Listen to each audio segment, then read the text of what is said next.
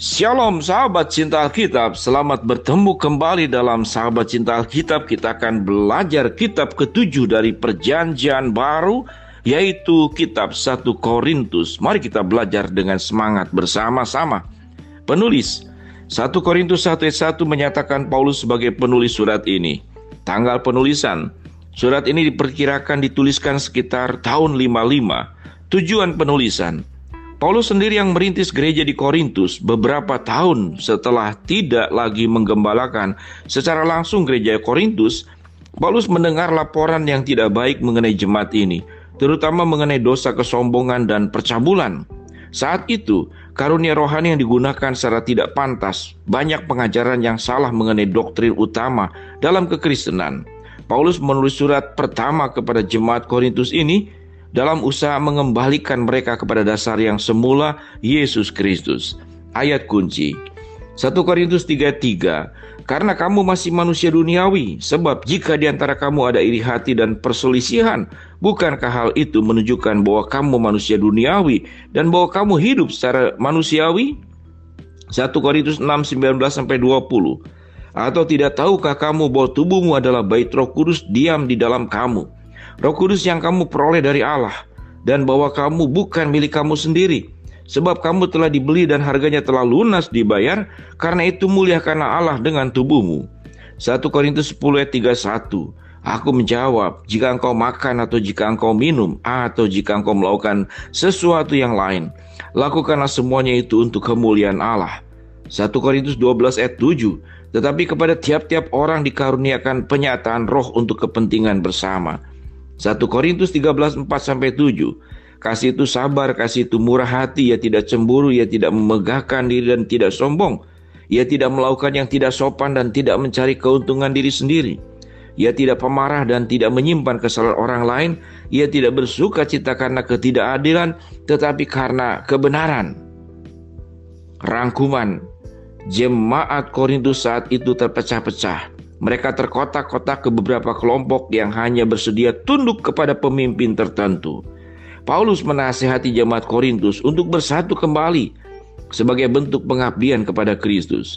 Kebanyakan jemaat Korintus saat itu menyetujui dan melakukan berbagai praktek percabulan. Paulus memerintahkan mereka untuk mengusir orang jahat seperti itu dari gereja.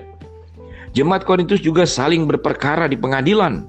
Paulus mengajarkan mereka supaya memilih untuk dirugikan sesama orang Kristen daripada harus merusak citra kekristenan di mata masyarakat dan saling berperkara di pengadilan. Paulus juga memberi instruksi mengenai pernikahan dan hidup selibat.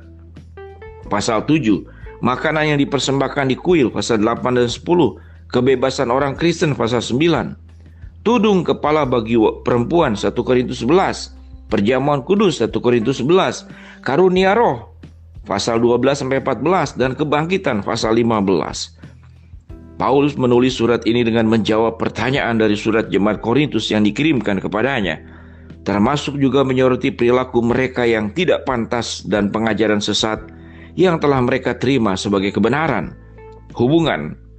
Di pasal 10, Paulus menggunakan kisah perjalanan bangsa Israel di padang gurun untuk mengajari jemaat Korintus mengenai bahaya dari penyalahgunaan kebebasan dan bahaya dari keyakinan diri yang berlebihan.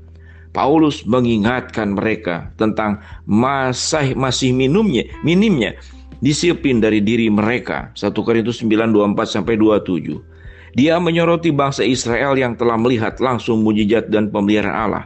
Terbelahnya laut merah, turunnya mana dan air dari batu, tapi tetap saja menyalahgunakan kebebasan mereka memberontak terhadap Allah dan terjatuh ke dalam kejahatan moral dan penyembahan berhala.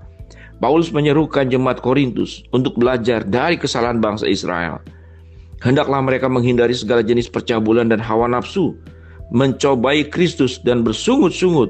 Lihat Bilangan 11 ayat 4, ayat 3-4, 25-1-9, Keluaran pasal 16 ayat kedua, pasal 17 ayat 2 dan 7. Praktek.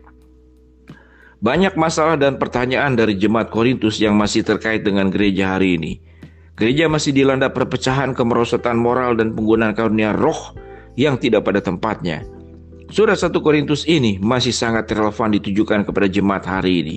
Kita harus mendengarkan seruan Paulus baik-baik supaya semua isi surat ini bisa diterapkan pada kita sendiri. Terlepas dari segala teguran dan didikan, surat ini mengembalikan fokus kita kepada apa yang menjadi keharusan bagi orang Kristen, yaitu Kristus. Kasih orang Kristen sejati menjadi jawaban bagi banyak masalah. Pasal 13. Pemahaman yang benar mengenai kebangkitan Kristus seperti yang tertulis di pasal 15. Yang akan membawa kita pada pemahaman yang benar mengenai kebangkitan kita sendiri dan akan menjadi solusi bagi semua sumber perpecahan dan kekalahan kita. Sahabat cinta Alkitab, itulah surat 1 Korintus, yaitu kitab yang ke-7 dalam perjanjian baru. Kita akan belajar ikutin untuk kitab yang ke-8 dalam perjanjian baru, yaitu kitab 2 Korintus. Shalom, Tuhan memberkati kita semua.